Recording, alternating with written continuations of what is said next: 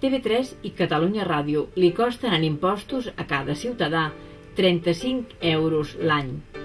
En comparació, una subscripció a La Vanguardia costa 352 euros i al Canal Plus 480 euros.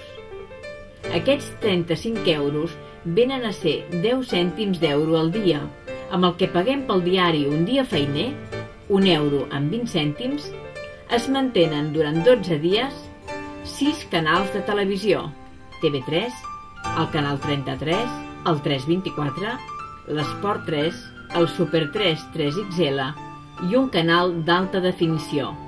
4 emissores de ràdio: Catalunya Ràdio, Catalunya Informació, ICAT FM i Catalunya Música, i fins a 13 portals d'internet de diferents temàtiques.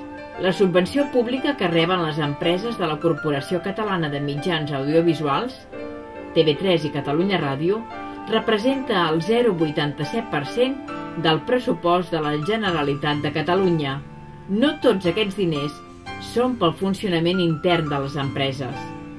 Una part important, més del 20% de la subvenció, es destina al sosteniment de la indústria audiovisual catalana i a promoure coproduccions en el camp del cinema i el documental.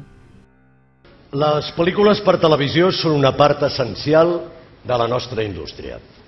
I aquest any tenim 4 pel·lícules nominades, totes produïdes per TV3 i totes històriques. TV3 fa història. Bé, al pas que anem, TV3 no només fa història, sinó que passarà la història. Vull dir que passarà la història. Ho creus de veritat? Bueno, no, penso que és broma, però per si un cas no ens relaxem, d'acord? D'acord. Doncs... Gràcies.